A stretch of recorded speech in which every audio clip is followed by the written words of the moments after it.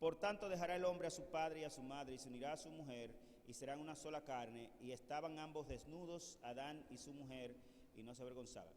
Por tanto dejará el hombre a su padre y a su madre y se unirá a su mujer y serán una sola carne. Nuestro pasaje de hoy es en Mateo 19. Yo quiero que vaya conmigo allá. Antes de leerlo completo, quiero que vea conmigo el versículo 5 del capítulo 19 del Evangelio según San Mateo.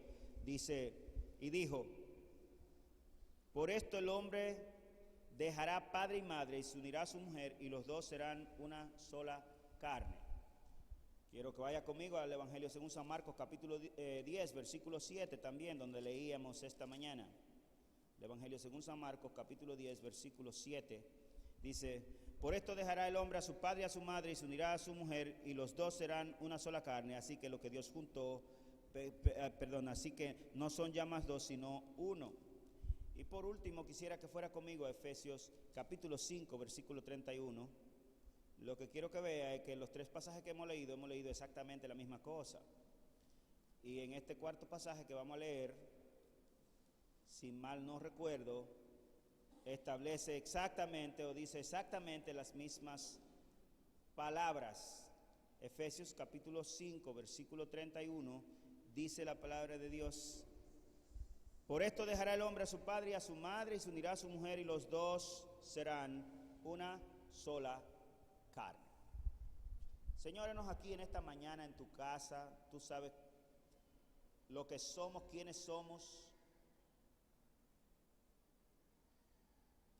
Tú nos hiciste perfecto y recto y caímos, pero en tu gracia, Señor, tú has levantado a muchos en la historia, varones de Dios, hombres de testimonio, varones perfectos, rectos, temerosos de Dios y apartados del mal, a pesar de los estragos del pecado. Y claramente en ellos vemos, Señor, que tu obra en los corazones, que tu trabajo en los corazones de los incrédulos y de los hombres pecadores es tan poderoso y tan potente que tú puedes prácticamente llevarnos a un estado casi ideal en materia del temor de Dios y del servicio a Dios de los hombres aquí en esta tierra, en este planeta, para ti, Señor. Y nosotros queremos saber en esta materia, Señor, en este tema tan apasionante para ti, oh Dios, y que nos inmiscuye a todo de manera directa o indirecta, cuál es tu ideal, cuál es tu voluntad, qué es lo que tú has expresado y qué es lo que tú quieres para nosotros en esta dispensación de los tiempos, en este preciso momento de la historia humana, Señor. Ayúdanos a comprenderlo, Señor, para vivir para ti, para vivir por ello.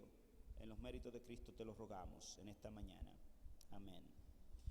Si usted fue conmigo, el ultimátum, el principio y el ultimátum de Dios repetido como un hilo a través de todas las escrituras es este. Por tanto, dejará el hombre a su padre y a su madre y se unirá a su mujer y los dos serán una sola carne. Y después rematan el mismo Señor con otras palabras diciendo, por tanto, lo que Dios juntó. Si usted no es tan olvidadizo y usted se casó, usted hizo exactamente este mismo voto, aunque no se casara necesariamente en una iglesia cristiana o evangélica o católica. El mismo voto, sin quitarle ni unas palabras, porque por razones que yo desconozco todavía es el mismo cliché del voto que se hace el uno al otro cuando se casan, y dicen palabras tales como yo prometo serte fiel en qué sé yo qué, en la agonía, en la desgracia, en la adversidad, en la que sea, hasta que la muerte nos separe. Un voto, un compromiso. Y quiero que sepa, hermano, hermana, amigo, distinguido, distinguida, que ese es el voto más solemne que el ser humano puede hacer jamás en su vida. Porque, o el pacto, No hay otro pacto que el hombre pueda hacer jamás en la historia de tanta solemnidad que esa, porque el pacto que nos une a Dios no lo hicimos nosotros, lo hizo Dios, y lo hizo de manera unilateral.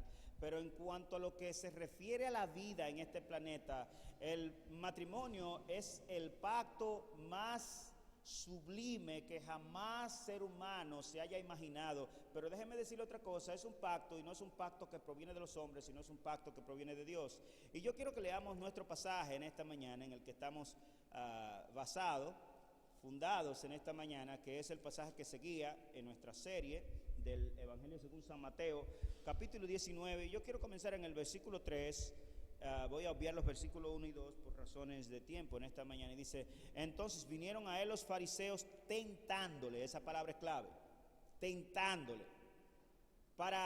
por si no volvemos a incurrir en esa palabra, lo que ellos estaban haciendo era, ellos tenían una coartada bíblica para mostrarle al Señor que lo que él había enseñado en Mateo capítulo 5, versículos 30 y 31, tenía una contra bíblica, porque ya el Señor había hablado de ello, lo mismo que dijo aquí, sin cambiarle ni una coma, porque el Señor no tenía otra doctrina respecto del matrimonio, él la dijo y ya, la vamos a ver un poco más adelante.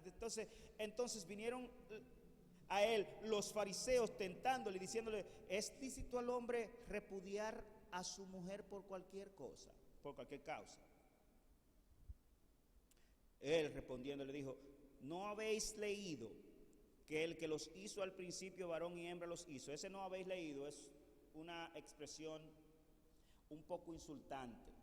En otras palabras le está diciendo: pero ustedes ignoran las escrituras o ustedes las saben, porque ustedes me están viniendo a mí con expresiones, cuentecitos de niño, y ustedes, hasta donde yo sé, son maestros de las escrituras. Ustedes deben haber leído que el que lo creó al principio, ¿cómo los hizo? Varón y hembra los hizo.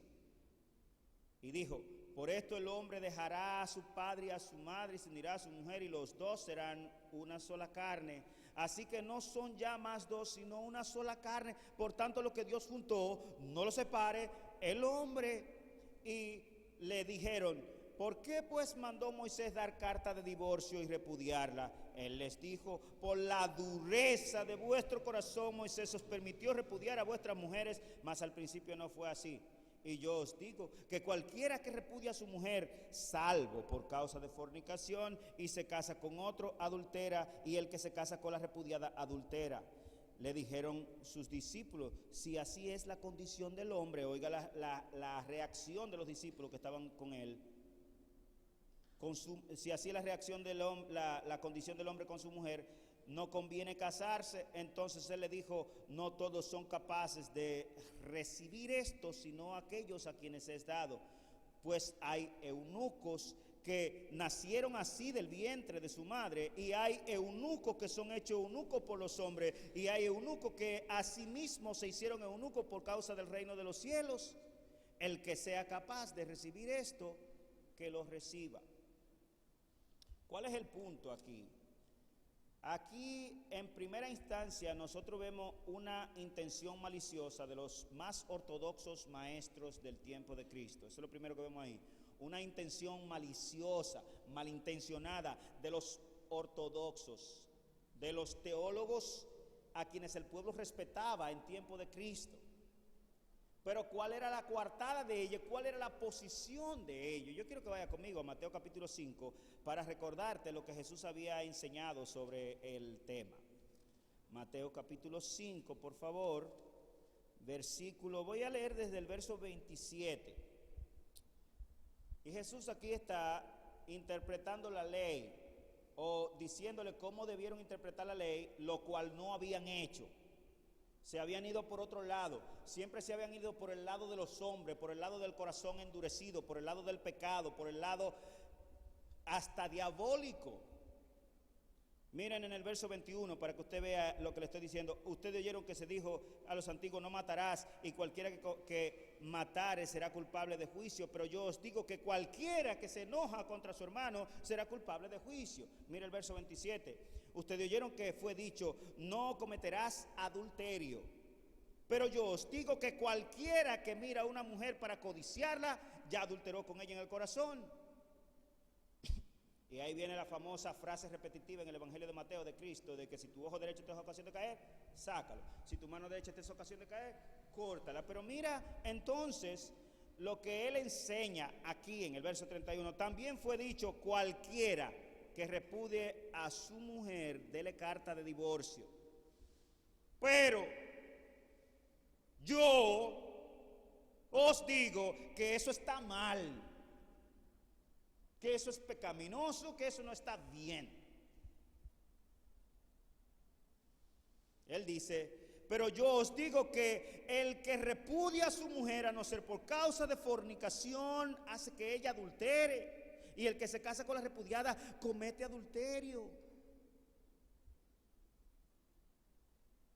Y es exactamente lo mismo que él expresa en este Mateo capítulo 19. Pero ya la idea, mi punto aquí es que ya los fariseos le habían oído a él hablar sobre su postura acerca del matrimonio. Señor, ¿cuál es tu postura acerca del matrimonio? Bueno, se dijo que el que repudia a su mujer le dé carta de divorcio. Pero yo digo que no se puede repudiar a la mujer a menos que sea por causa de fornicación, la palabra griega porneia, que la vamos a discutir, y el que repudia a su mujer, salvo por esa cláusula, él comete no fornicación, sino adulterio, mocheia, la palabra griega que aparece allí, que quizás hagamos mención a ella solamente para ilustrar un punto. De tal manera que en este pasaje de Mateo 19 nosotros lo primero que vemos es una intención maliciosa de los maestros de reputación, de ortodoxia de los tiempos de nuestro Señor Jesucristo. Su intención en el versículo 13 era tentarle. Ya ellos sabían cuál era la enseñanza expresa de Jesús y acabada. No, lo que Moisés dijo, y se lo explica aquí, no es un mandamiento, número uno, y segundo, lo hizo en el contexto de una sociedad malvada. Pero yo os digo, y él vuelve y repite la misma cosa en este pasaje, mira el versículo 9, y yo os digo de nuevo que cualquiera que repudia a su mujer, salvo por causa de fornicación, y se casa con otra, adultera, y el que se casa con la repudiada, adultera. Adulterar es cambiar los propósitos de Dios en el sentido más amplio de la palabra. Aquí la palabra adulterar no simplemente está haciendo alusión al acto de acostarse, una persona casada acostarse con otra persona o tener algún tipo de coito, de relación sexual con alguien aparte de su marido. Involucra eso, pero es un poco más general la expresión en este caso particular, porque la idea es que ya Dios había establecido cuál es el rigor y el orden del matrimonio. La coartada de ellos, entonces, la vemos ahí en el versículo 3, vinieron para tentarle diciendo: ¿es lícito al hombre repudiar a su mujer por cualquier causa? Primero, nadie nunca había dicho eso, ni siquiera Moisés. Moisés había dado una concesión de divorcio si al casarse la mujer, el marido encontraba una causa indecente, que todavía hasta el sol de hoy no sabemos lo que significa esa expresión.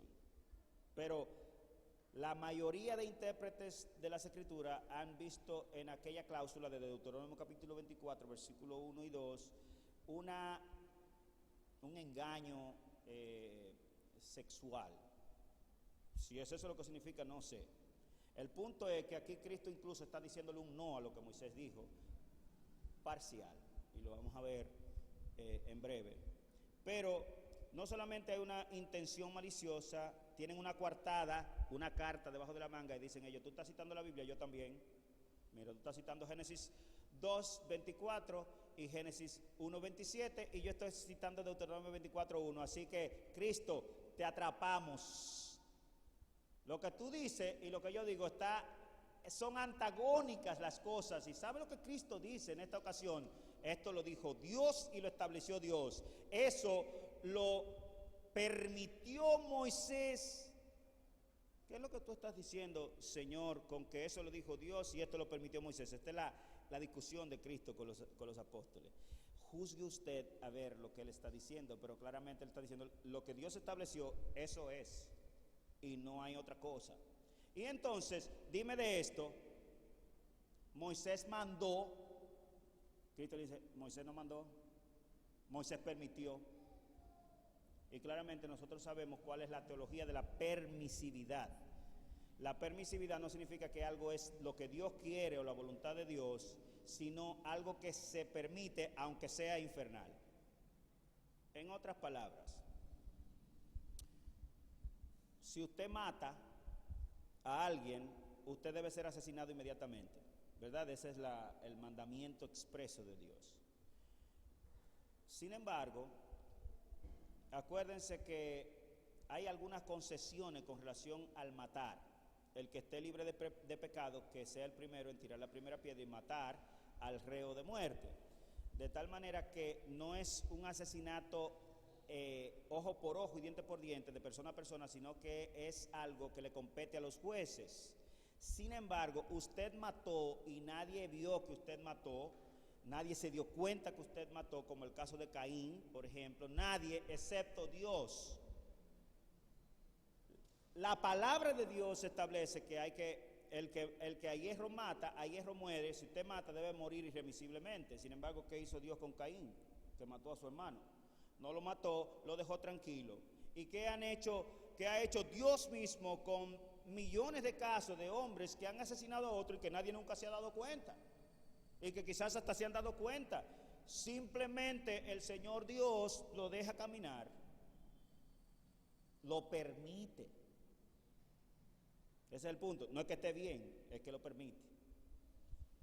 Por razones del problema suyo y mío, del pecado, pero eso no le exime del pecado. La permisión de Dios no exime a nadie del pecado, ni es una licencia para hacer las cosas que Dios claramente ha establecido y que nosotros actuamos en contra de ello. Así que los judíos incómodos, insatisfechos por las enseñanzas claras y contundente de Jesús respecto del matrimonio, el divorcio y las nuevas nupcias, intentan atraparlo con lo que ellos piensan una sabiduría chocante. Ellos estaban afiliados a dos grandes escuelas de pensamiento judío, o eran de la escuela de Yamia o eran de la escuela de Gilel. Sucede que la escuela de Yamia permitía el divorcio por cualquier cosa y la escuela de Gilel permitía el divorcio por cualquier cosa. De tal manera que los más ortodoxos judíos podían divorciarse cuantas veces quisieran y volverse a casar. La mujer era una tontería, era un pedazo de basura, era un asco, era alguien simplemente para procrear, no tenía el mismo valor que un hombre, porque era el hombre que a fin de cuentas tenía que tomar esa decisión. No estamos hablando de asuntos de igual a igual, sino que el hombre era más grande, estaba por encima, el hombre era superior. Y así pensaban los judíos, el pueblo de Dios, inclusive. Por lo tanto, los mismos maestros de la ley, expertos en la palabra de Dios, para ellos el divorciarse era como vender la ropa y comprar una nueva, era algo muy sencillo, siempre ha sido relativamente barato. Pero cuando llega Cristo las cosas cambian y ya ustedes ven todo lo que tuvo que hacer el rey Enrique VIII para legalizar un matrimonio. Duró más de 10 años intentándolo, el rey de Inglaterra, el soberano, en su propio pueblo, en su propia nación, porque Cristo claramente había establecido otra cosa. Cristo claramente le había dicho, hasta que ese corazón de ustedes no fuese ablandado, como prometió en Jeremías capítulo 33, el corazón de piedra de ustedes, yo lo convertiré en corazones de carne. Y esa dureza del corazón de los hombres sin Dios y sin esperanza y sin Cristo, cuando yo envié a mi enviado, que ya vino, que es nuestro Señor Jesucristo, entonces ese corazón no sería más de piedra. Y por eso el ideal de Dios puede otra vez ser guardado entre los hombres a pesar de la desgracia del pecado, porque ya nuestros corazones no están endurecidos por la palabra. Ya nuestros corazones por el Espíritu de Dios han sido otra vez renovados, limpiados, lavados, y he aquí la razón por la que en Cristo todas las cosas son posibles. Podemos guardar la palabra de Dios, hermanos. Nosotros no somos judíos ni estamos en la misma postura que los judíos, el pueblo de Dios. Esa gente era perversa de corazón. Pero si usted y yo todavía somos perversos de corazón, hay un problema, y es que Cristo no ha hecho nada en nuestros corazones. Nosotros no estamos bajo la misma condición.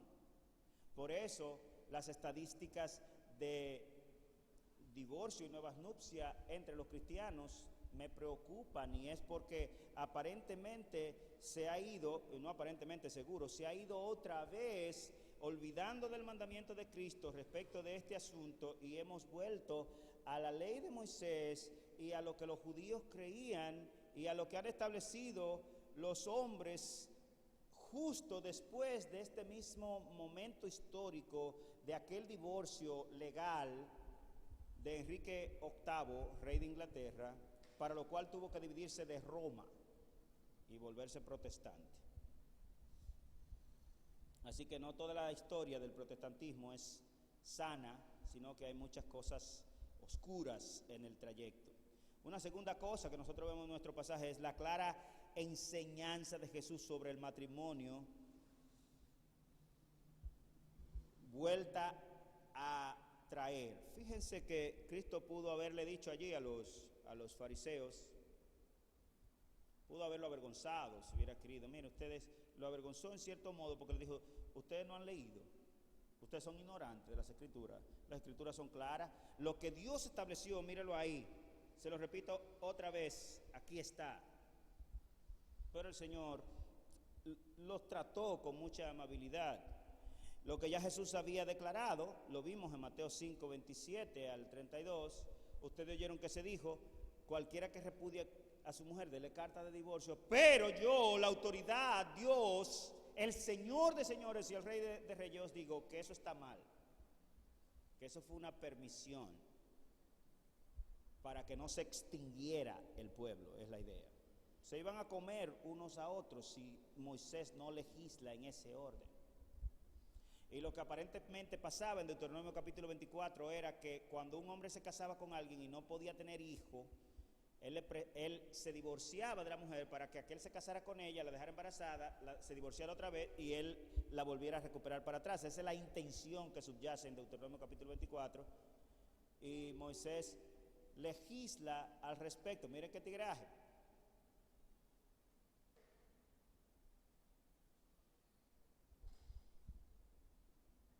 Legisla al respecto y comienza a... Y da una permisión de carta de divorcio.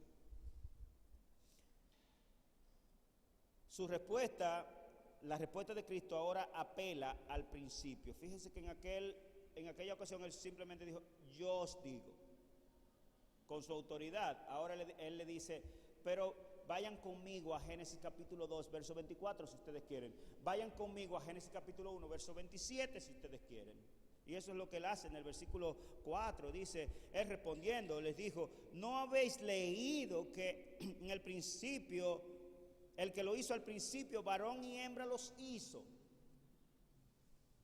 Génesis 1, 25 al 27. Y dijo, por esto el hombre dejará a su padre y a su madre y se unirá a su mujer y los dos serán una sola carne. Génesis 2, 24. Así que no son ya más dos, sino una sola carne. Por tanto, lo que Dios juntó, no lo separe nadie. Nadie. Lo que Dios juntó, no lo separe nadie, excepto Dios. Y Dios tiene una manera de disuadir el matrimonio. Cuando Él quiere. ¿Sabe lo que hace? Se lleva a uno de los dos, o a los dos, y se acabó el asunto. Eso es lo que enseña, por ejemplo, Pablo, que no está hablando del matrimonio, pero utiliza la analogía del matrimonio para referirse a la vigencia de la ley en tanto que una persona está viva. Vaya conmigo a Romanos capítulo 7, por favor, mire cómo lo dice allí. Romanos 7, 1.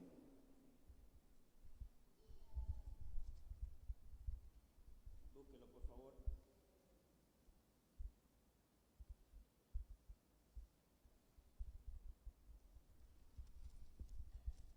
Romanos 7, 1 dice, ¿acaso ignoráis, hermanos, pues hablo con los que conocen la ley, que la ley se enseñorea o se adueña del hombre entre tanto que éste vive? Porque la mujer casada está sujeta por la ley al marido mientras éste vive. Pero si el marido muere, ella queda libre de la ley del marido. Así que si en vida del marido se separa, es la cláusula, y se uniere a otro varón, será llamada adúltera. Pero si su marido muere, es libre de esa ley, de tal manera que si se uniere a otro marido, no será adúltera. Esa es la analogía de la ley, de la fuerza de la ley o de la vigencia de la ley solamente mientras el testador está vivo. Eso es claro ahí en las Escrituras y es exactamente el ideal de Dios con relación a algo que Él forjó allí en el Edén con Adán y Eva, la primera pareja, y sentó el precedente de cómo debían hacerse las cosas. Así que Jesús ya había declarado su doctrina en Mateo capítulo 5, 27 al 32. Jesús vuelve y recalca y exactamente les recuerda lo mismo que había dicho y lo ilustra con algunos pasajes del Antiguo Testamento para recordarle que él no estaba sacando eso de entre las mangas, sino que él lo había aprendido de las Escrituras, y responde la razón por la que Moisés legisló permitiendo el divorcio en su generación. Versículo 8, mire, dice, él les dijo, el versículo 7, le dijeron, ¿por qué pues mandó Moisés dar carta de divorcio y repudiarla? Miren la razón, versículo 8, ¿por qué Moisés permitió? Por la dureza de vuestro corazón, Moisés os permitió repudiar a vuestras mujeres, mas al principio no fue así. Ni siquiera en tiempo de Abraham era así. No fue solamente en la primera pareja, eso permaneció así por mucho tiempo. Aunque algunos hombres desvirtuaron los propósitos de Dios, como el nieto de Caín, Lamec, que tuvo 2 esposas, la primera vez que se menciona en las Escrituras. Pero en esencia los hombres de Dios muy particularmente, en la historia aún pasada, fueron fieles a lo que Dios había ordenado desde el principio. Por esa razón usted encuentra a Abraham que agradaba a Dios en el matrimonio, y usted encuentra a su hijo Isaac también, y usted encuentra a un Jacob que aunque comienza a seguir la cultura y comienza y tiene concubinas, claramente su intención del corazón original era ser igual que sus padres y casarse con una mujer, aunque no le salió necesariamente así. Y usted va a ver más o menos la misma cosa en José, los patriarcas, porque esa es la intención de Dios. Ellos conocían la palabra de Dios, ellos eran hombres de Dios, mujeres de Dios, y sabían exactamente qué Dios había establecido. Esto no es un asunto que solamente por un tiempo Adán y Eva lo pudieron guardar, eso no es así. Señores, la razón por la que la unión matrimonial es lo que es, como vamos a ver ahora en nuestro próximo punto, es porque fue Dios que lo diseñó, lo creó, lo estableció, y así será. Y la razón por la que 2 personas pueden durar hasta que la muerte los separe es porque eso es de Dios que viene. Dios mismo forja, logra, hace, establece las cosas para que 2 personas desiguales, de sexo opuesto, con todas las mañas traídas habidas y por haber de sus casas, etcétera, puedan convertirse los 2 en una sola carne y prevalecer hasta que la muerte los separe. Eso tiene que venir de Dios. Jamás puede venir de un corazón endurecido. Eso tiene Dios que haber hecho una obra en los corazones de ambos, haber convertido aquel corazón de piedra en un corazón de carne, haber transformado a aquella persona agresiva y orgullosa y hasta maléfica en alguien que procura agradar a Dios y que quiere vivir para Dios. Y es lo que veremos con relación a esto del matrimonio. La tercera cosa que vemos en el pasaje es que Jesús reitera su autoritativa enseñanza otra vez, verso 9, mire lo que dice otra vez: y yo os digo que cualquiera que repudia a su mujer, salvo por causa de fornicación, y se casa con otra, adultera, y el que se casa con la repudiada, adultera. Aquí es menester reiterar la teología del matrimonio. Si usted recuerda, Génesis 1:27, yo quisiera que fuera conmigo rápido allá, Génesis 1:27, lo que el Señor había establecido. Voy a leer desde el verso 26, dice: entonces dijo Dios, hagamos al hombre a nuestra imagen, conforme a nuestra semejanza, y señoree en los peces del mar, en las aves de los cielos, y en las bestias, y toda la tierra, y en todo animal que se arrastra sobre la tierra. Verso 27, y creó Dios al hombre a su imagen, a imagen de Dios lo creó, varón y hembra los creó, y les bendijo Dios, y les dijo: fructificad y multiplicaos, y llenad la tierra, y sojuzgadla, y señoread en los peces del mar, en las aves de los cielos, en las bestias que se mueven sobre la tierra, etcétera, etcétera. Y en el capítulo 2, verso 18 dice: y dijo Jehová Dios, no es bueno que el hombre esté solo, le haré ayuda idónea. En fin, sigue el relato y mire lo que nos dice en el versículo 24, otra vez, que fue con el versículo que iniciamos. Por tanto, dejará el hombre a su padre y a su madre, y se unirá a su mujer, y serán una sola carne. Listo. Entonces, en Deuteronomio 24, vaya conmigo allá, por favor. Deuteronomio capítulo 24, versículo 1, encontramos este problema. Un problema que para los corazones malvados parece agua fresca. Dice: cuando alguno tomare mujer y se casare con ella, si no le agradare por haber hallado en ella alguna cosa inocente, le escribirá carta de divorcio y se la entregará en su mano y la despedirá a su casa. Y salida de su casa podrá ir y casarse con otro hombre, aquella mujer. Pero si la aborreciere este último y le escribiere carta de divorcio y se la entregare en su mano y la despidiere de su casa, o si hubiere muerto el postrer hombre que la tomó por mujer, no podrá su primer marido que la despidió volverla a tomar para que sea su mujer después que fue envilecida, porque es abominación delante de Jehová, y no ha de pervertir la tierra que Jehová tu Dios te da por heredad. Entonces, en Mateo 5, de nuevo, reitero otra vez, y esta es la cuarta vez que recordamos entonces estas mismas palabras en esta plataforma, en esta mañana, Mateo 5, 31, que es en el Sermón de la Montaña, cuando Cristo está estableciendo la doctrina del matrimonio. Dice allí: también fue dicho: cualquiera que repudia a su mujer, citando Deuteronomio 24:1, dele carta de divorcio. Pero yo os digo que el que repudia a su mujer, a no ser por causa de fornicación, hace que ella adultere, y el que se casa con la repudiada comete adulterio.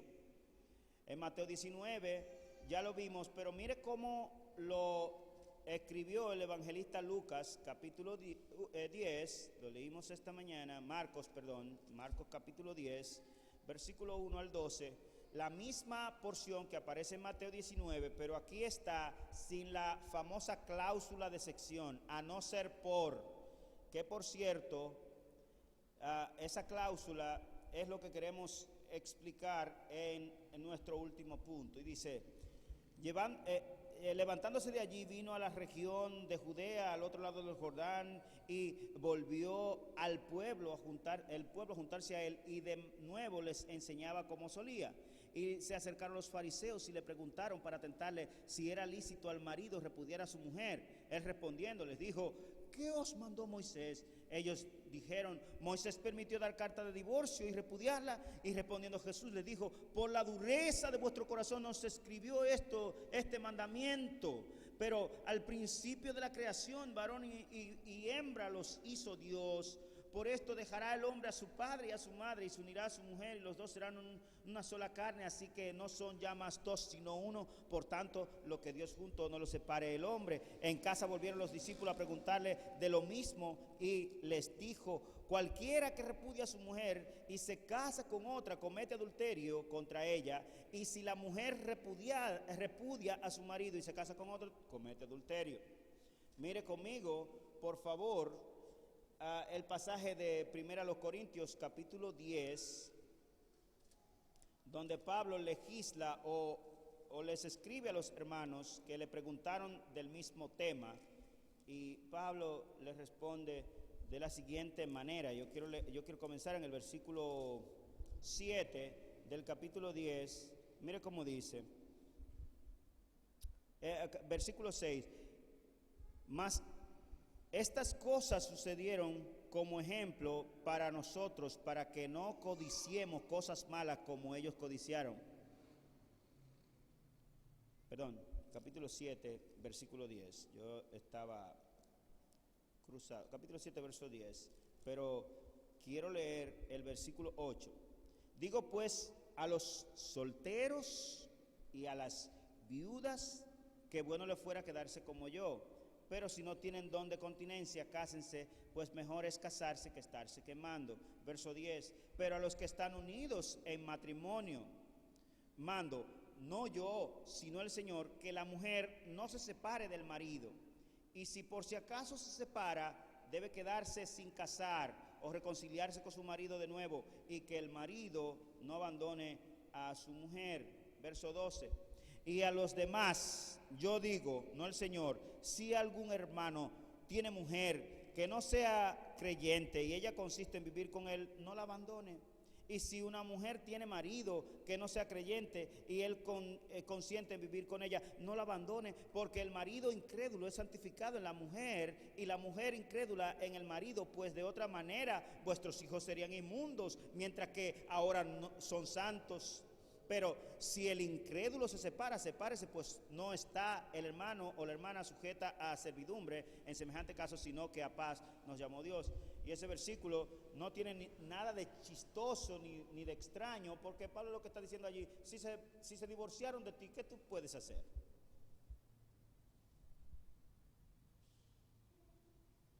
Si se divorciaron de ti, ¿qué vas a hacer? Miren el verso 39 de ese mismo pasaje, donde Pablo cierra el conversatorio y dice, la mujer casada está ligada por ley al marido, por la ley mientras su marido vive, pero si su marido muriere, libre es para casarse con cualquiera, con tal que sea en el Señor. Y quisiera cerrar los pasajes que queríamos leer para cerrar diciendo lo que es expresamente la teología del matrimonio en la Sagrada Escritura, en Efesios capítulo 5, donde Pablo nos habla de qué procuró Dios, cuál es la procura que Dios tenía desde el principio cuando estableció el matrimonio. ¿A qué apuntaba Dios? Y fíjense que le hemos dicho en una enseñanza que tuvimos en la iglesia sobre panorámica bíblica, que todo apunta a Cristo. Todo apunta a Cristo. Miren entonces aquí el matrimonio apuntando a Cristo de una manera extraordinaria, de una manera que a cualquiera se le ponen los pelos de punta, como decimos nosotros. Mire el verso 31 de Efesios capítulo 5 dice, por esto dejará el hombre a su padre y a su madre, y se unirá a su mujer, y los dos serán una sola carne. Verso 32. Grande es este misterio, mas yo digo esto respecto de Cristo y de la iglesia. Que tú dices esto respecto de Cristo y de la iglesia. Necesitamos leer el verso 21 para que usted vea qué es lo que Pablo está diciendo allí respecto de Cristo y de la iglesia. Verso 21, sométanse unos a otros en el temor de Dios. Las casadas estén sujetas a sus propios maridos como al Señor, porque el marido es cabeza de la mujer, así como Cristo es cabeza de la iglesia, la cual es su cuerpo, y Él es su Salvador.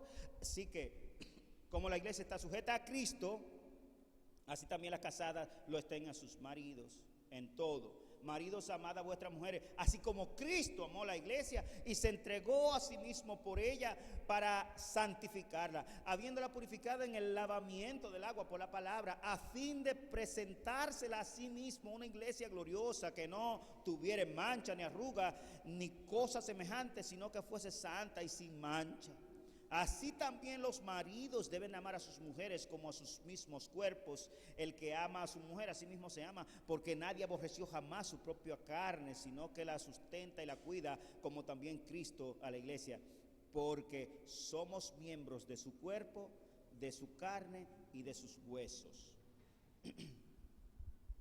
El el ideal de Dios, la procura de Dios con el matrimonio era que un hombre y una mujer unidas por Dios para siempre, mientras existan en esta vida, porque en la resurrección no hay casamiento, ellos modelaran la unión de Cristo y su iglesia. Ellos sirvieran de ejemplo a la unidad de Dios mismo.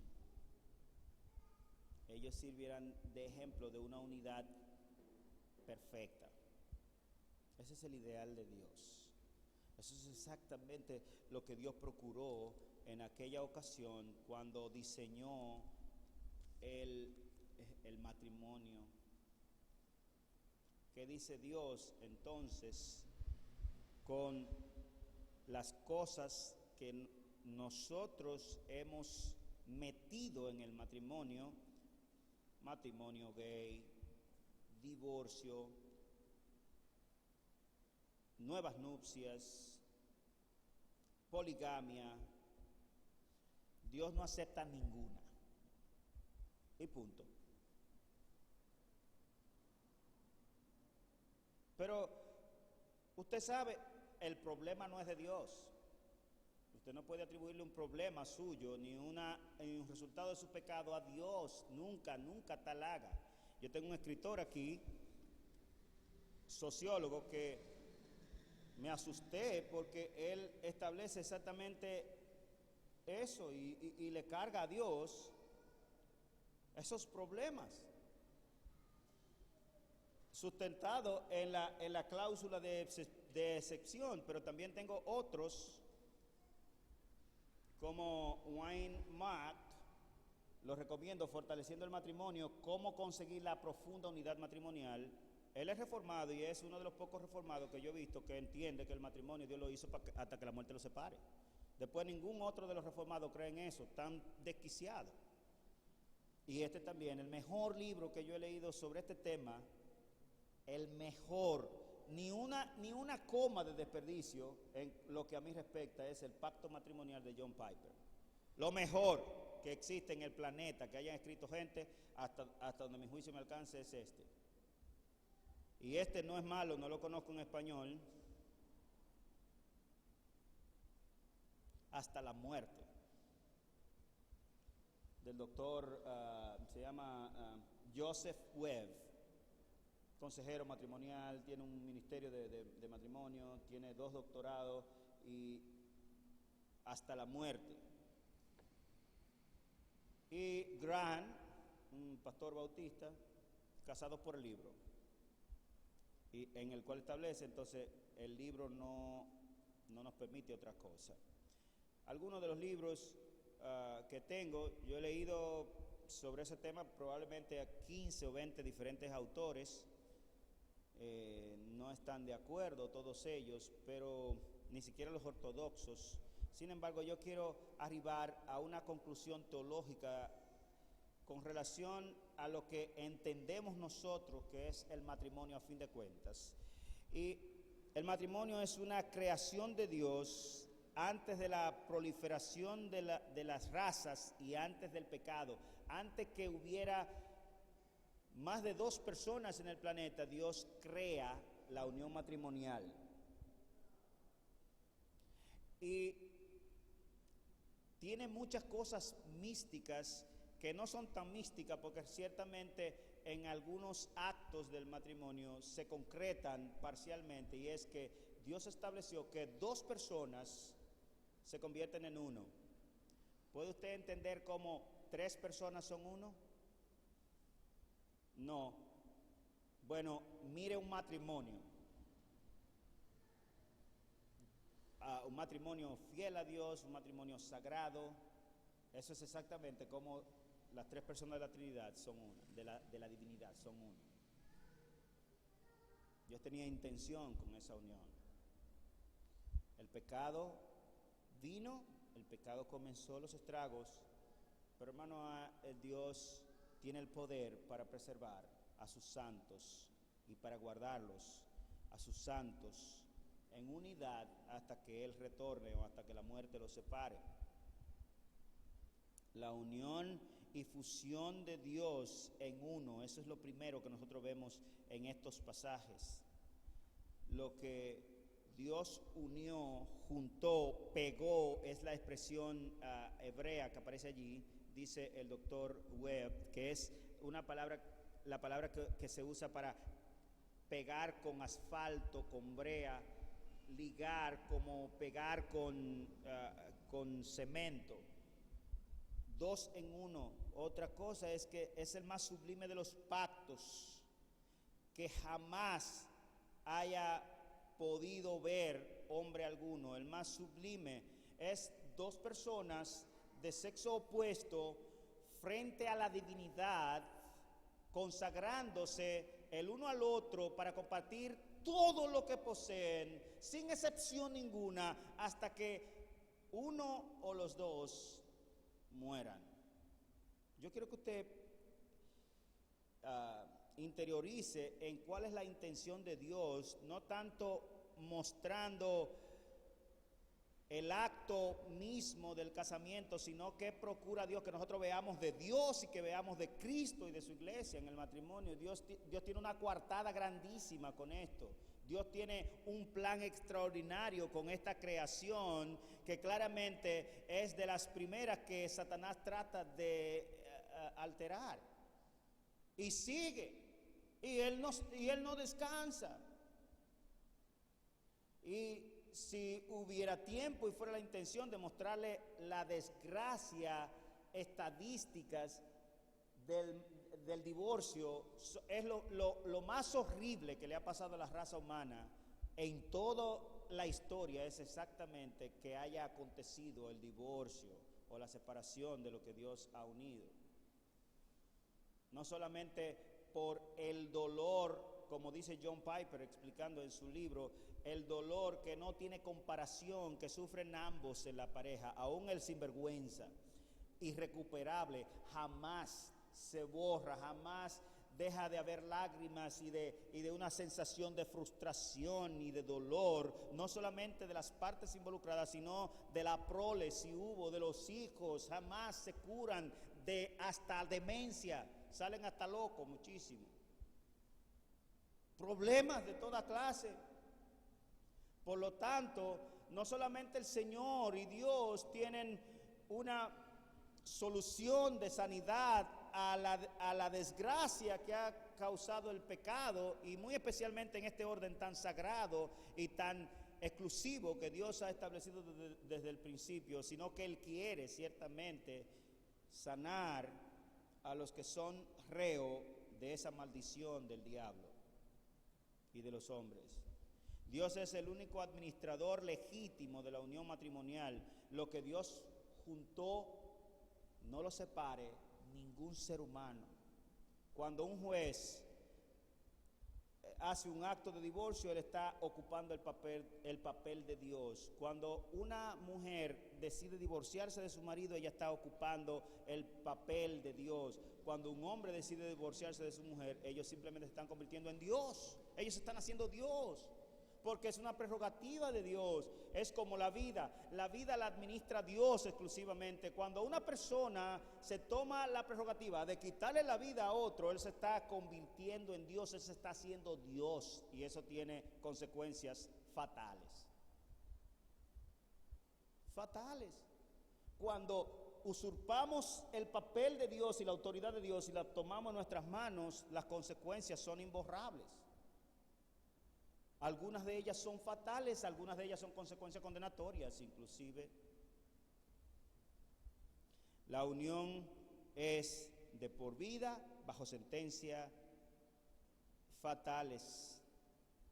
Ante la desgracia que sin duda trajo el pecado, Dios permite que el hombre se separe por fornicación contra su propia voluntad, porque Dios aborrece el matrimonio, pero da una concesión y una permisión. Si usted se fijó, nuestro pasaje dice que a no ser por causa de fornicación. ¿Qué está diciendo Dios claramente allí? Yo creo que Dios está diciendo lo mismo, Cristo está diciendo allí lo mismo que dice Pablo en en 1 Corintios capítulo 7, versículo 10. A los que están unidos en matrimonio mando, no yo, sino el Señor, que la mujer no se separe del marido. Y si se separa por una razón única que existe en el universo, si se separa por esa razón que Dios ha dado concesión, entonces note que se tienen que quedar sin casar. El Señor, entendiendo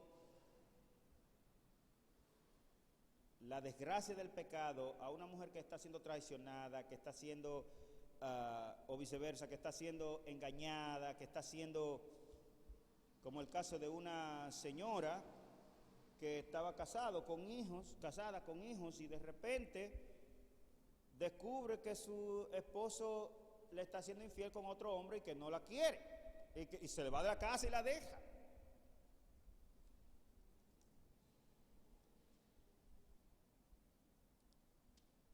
La ecuación se complica, pero no para Dios. Dios le dice, mira, por fornicación, yo te doy concesión de separarte de tu marido, pero quédate así. Esa es la única cosa que la Biblia dice textualmente. Cualquier otra cosa, hermano, que se diga aparte de eso, no es bíblico, es una posición humana. Ahí nuestro pasaje dice, y a no ser por causa de fornicación comete adulterio. El que se separa de su cónyuge, a no ser por causa de fornicación, comete adulterio.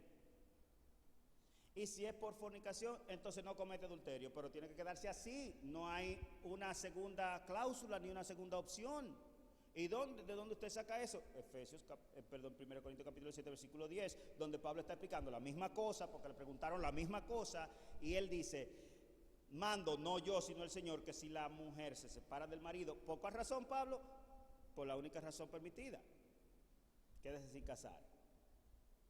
Y si se separa, quédese sin casar. Esa es la palabra de Dios, ese es el ideal de Dios, la teología aún para nuestros tiempos. Eso no se dio en Génesis, eso se dio en la explicación teológica recurrente de los tiempos. ¿Qué han hecho los teólogos y los hombres de Dios? Bueno, han buscado la quinta pata al gato para permitirle a Enrique VIII que pueda divorciarse de Catalina de Aragón, mandarla a un monasterio y casarse con Ana Bolena. Y cuando ya Ana Bolena no le gusta, como quizás no quiere seguir el mismo juego, cortarle la cabeza y casarse con Juana. Cuando Juana no le gusta, le manda a cortar la cabeza y se casa con Prensejo. Eso era exactamente lo que Dios también quería evitar allá en Deuteronomio capítulo 24, porque Él sabe que los hombres en su legislación y en su poder y en su autoridad son diabólicos cuando Cristo no está en el corazón de un hombre y están dispuestos a llegar a cualquier solución que sea para cumplir sus deseos. Usted sabe lo que es sustentarse las escrituras como hacían los fariseos para decir que se podían divorciar de sus mujeres por cualquier causa, cuando claramente ya Dios había dicho, yo aborrezco el divorcio. ¿Por qué yo aborrezco el divorcio? Porque siempre es fruto del pecado, y yo aborrezco el pecado. Ahora bien, esa es la teología bíblica y no hay otra postura. En 1 Corintios capítulo 7, Pablo sigue diciendo que si, quiero leerlo para que no haya lugar a especulación, bíblicamente por lo menos. Yo estoy hablando de la Biblia, yo le puedo buscar 1000 libros teológicos que entonces le dicen, pero entonces no hay problema, después de divorciarse puede casarse.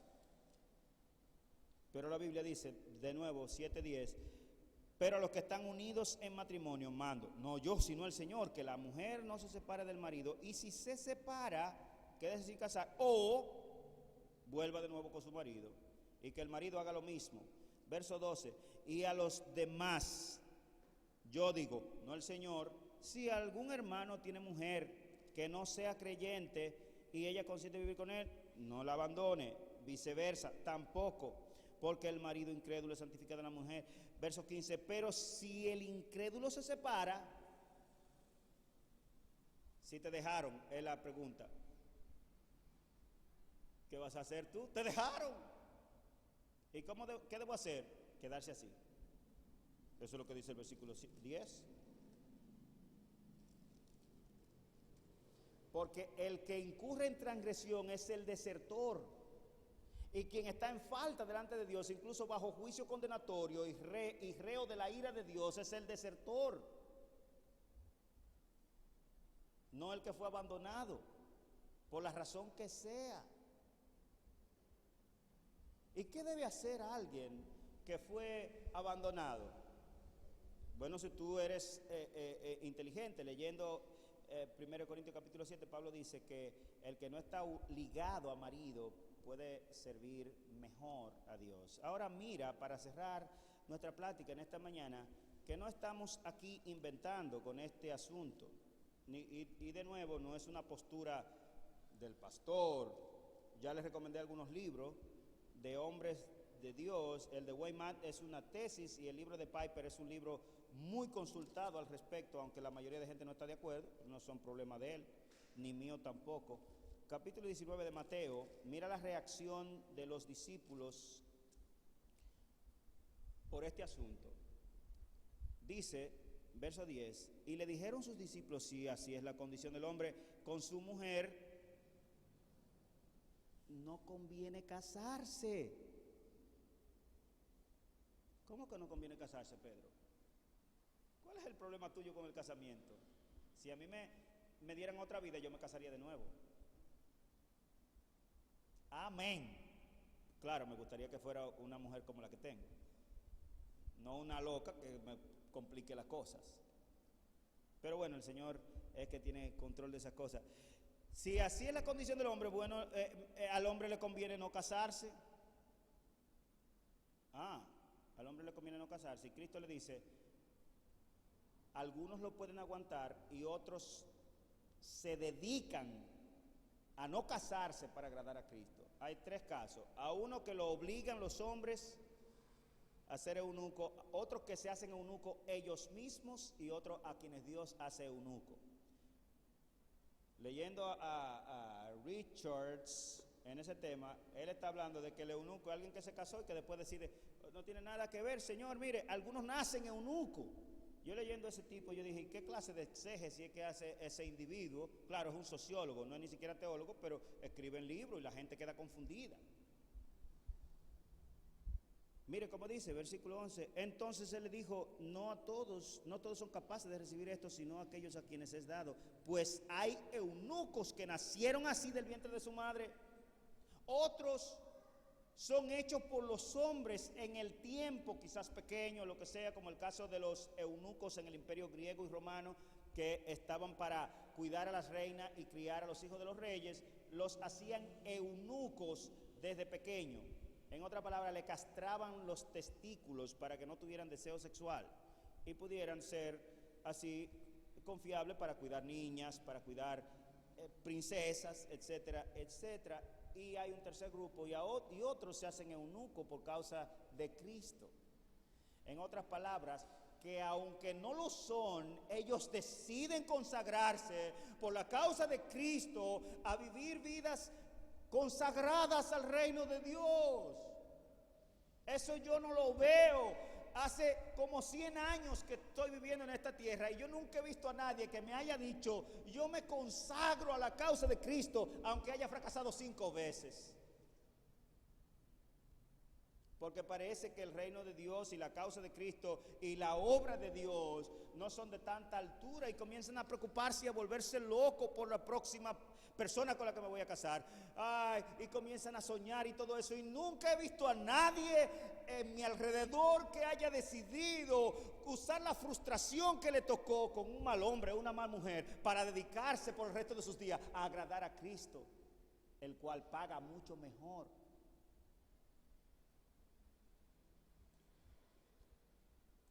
De tal manera que, entendiendo que hay algunos separados otros recasados, otros casados y algunos que no se han casado, jóvenes que no se han casado, con tal que sea en el Señor, amén. No se unan en yugo desigual. Si se casa con uno creyente, se lo llevó o se la llevó el diablo. Para ilustrárselo sencillamente, se lo llevó el diablo. Y cuidado con qué clase de cristiano es que te casa. Cuidado, procura que verdaderamente sea una sierva o un siervo de Dios. O si no, te llevó quien te trajo.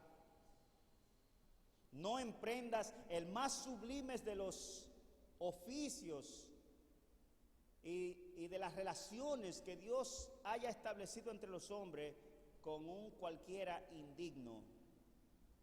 Honra a Cristo y busca a alguien temeroso de Dios y apartado del mal. Para eso, los mejores, los que más te pueden ayudar son tus pastores y tus padres cristianos. Ahora bien, los que están divorciados, dejados, claramente, si me preguntas a mí, y le preguntas a Piper, quizás le preguntas a la Biblia, en lo que entendemos a Pablo en 1 Corintios capítulo 7, que le hicieron la pregunta, ¿qué debemos hacer? Quédese así o reconcíliese con su marido. Si usted quiere agradar a Cristo, si usted quiere cumplir el ideal de Dios en el matrimonio.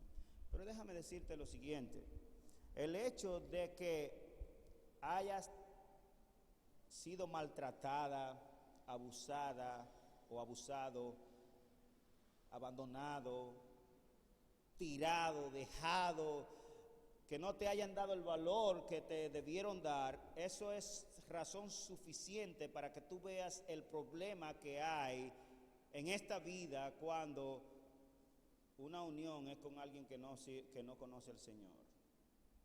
Pero como un aliciente te puedo decir que nuestro Dios, el Señor, el Rey de Reyes y el Señor de Señores, no solamente cura todas las heridas, sino que Él puede ser tu esposo.